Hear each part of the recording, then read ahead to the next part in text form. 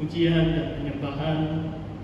Dan pada masa ini kita akan meneruskan ibadah kita dengan perkongsian firman Tuhan pada pagi hari ini. Saya akan meneruskan tema utama kita, yaitu memimpin dan melayani. Dan 2 minggu yang lalu saya menyampaikan khotbah tentang kepimpinan rasuli, dan saya cuma membawa satu poin utama, yaitu rasul-rasul agung Tuhan, sama ada Petrus ataupun Paulus, mereka adalah penggembala. Mereka menggembalakan kawanan umat Tuhan. Dan hari ini saya juga akan meneruskan tema ini.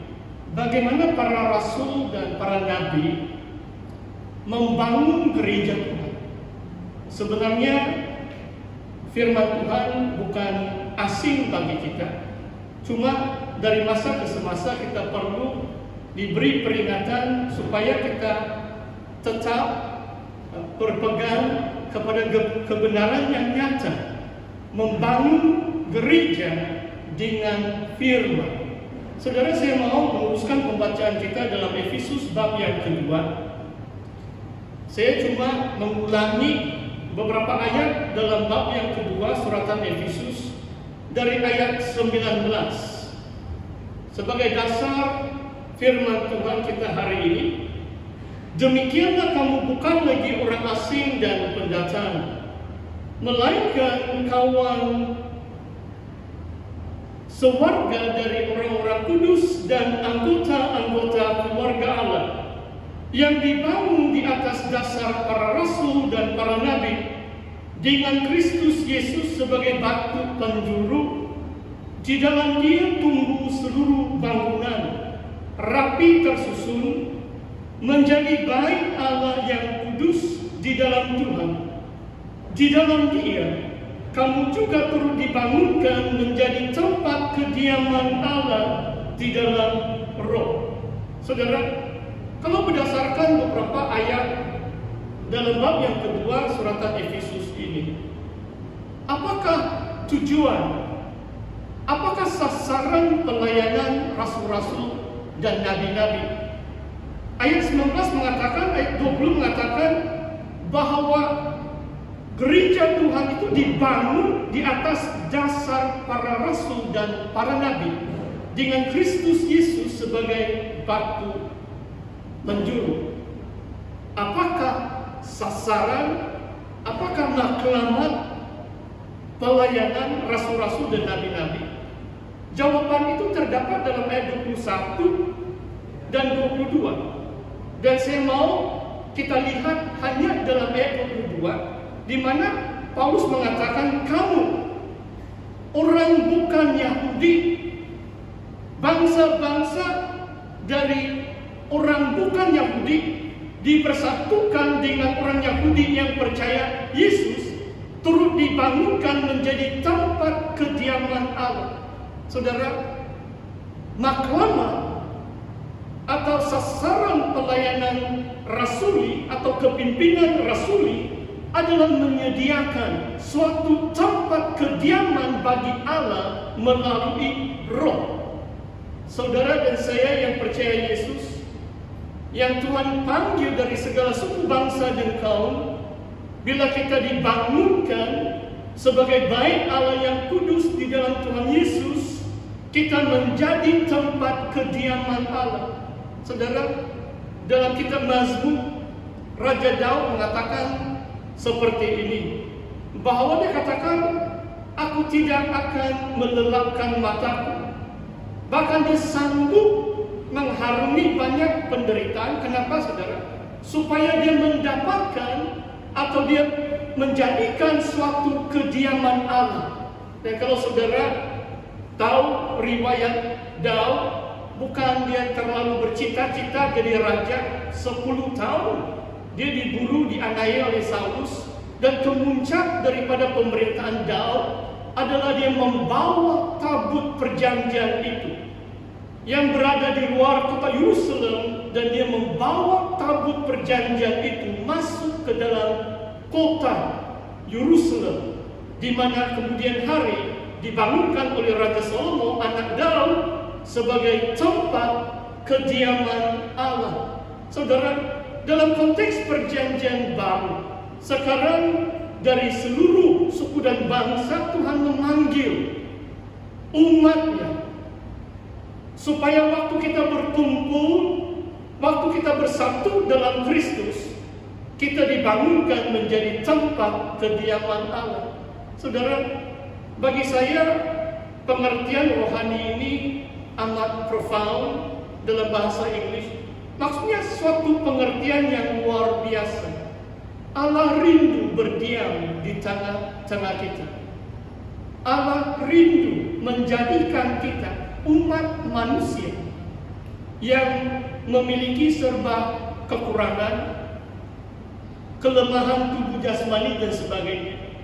Namun karena iman percaya kita kepada Kristus, kita dijadikan tempat kediaman Allah. Saudara, bagaimana rasul-rasul dan nabi-nabi membangun gereja? Bagaimana mungkin Allah berdiam di tengah-tengah kita? Dan saya mau membawa kita lihat tema hari ini, yaitu membangun gereja dengan firman Tuhan. Saudara, manusia kalau tanpa firman Tuhan, kalau kita tidak memegang dengan teguh akan kebenaran firman Tuhan, manusia, orang yang percaya pun, kita masih hidup di dalam dunia. Saya pernah katakan ini dan saya mau ulangi. Kalau dalam bahasa Inggris, perkataan world dengan word cuma bezanya satu huruf. W-O-R-L-D adalah world, dunia. Tapi kalau firman word W-O-R-D.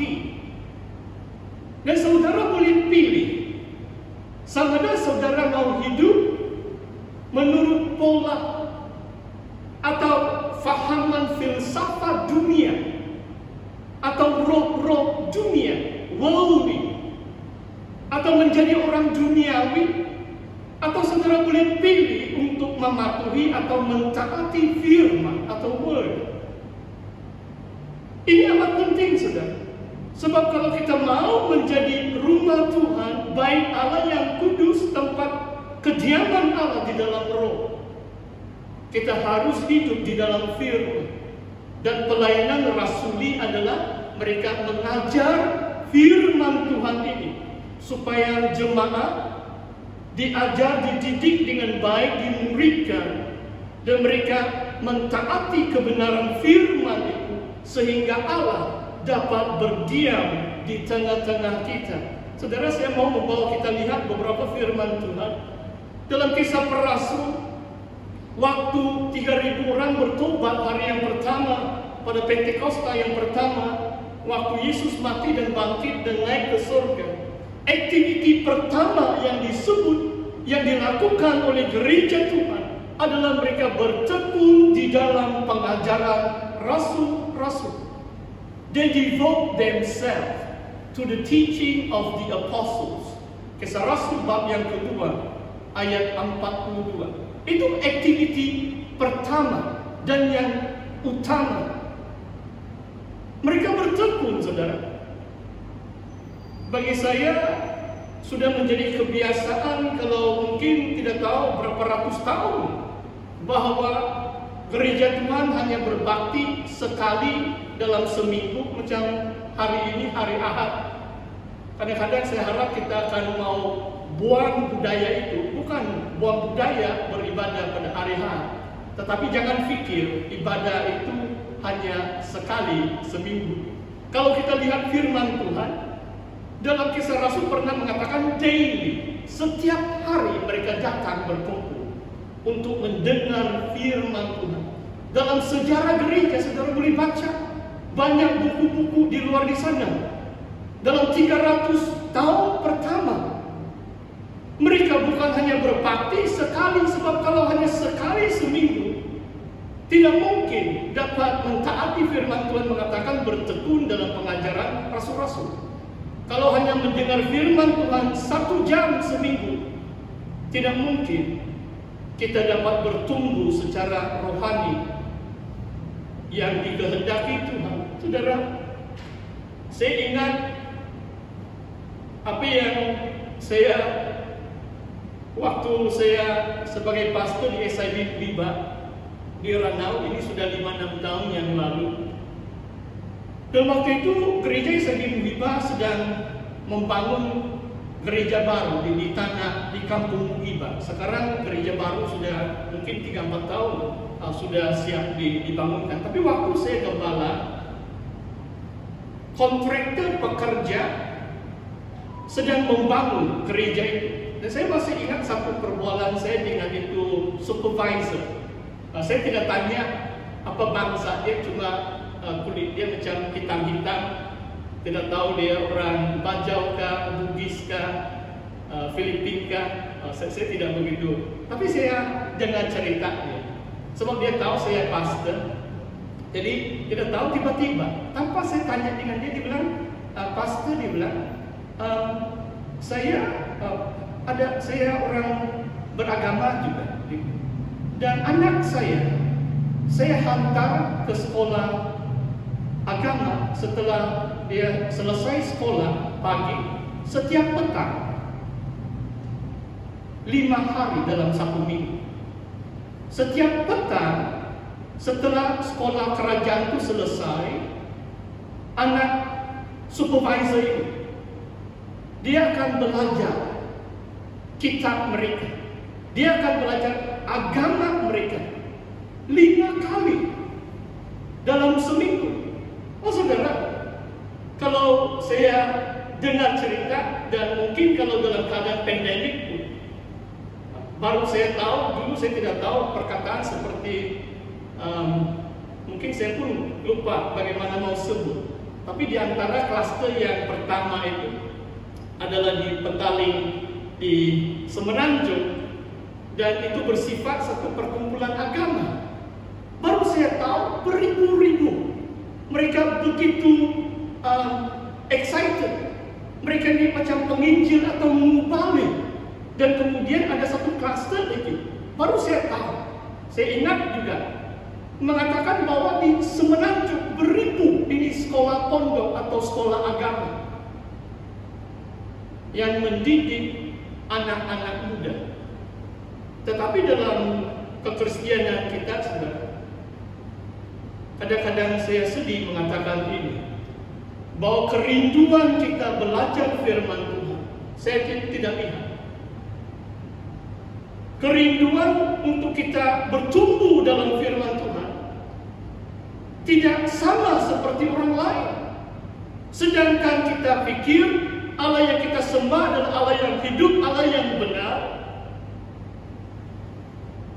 Namun kerinduan kita untuk bertumbuh dalam pengertian akan firman Tuhan, bagi saya tidak sampai tahap sesuai dengan apa yang Tuhan kehendaki.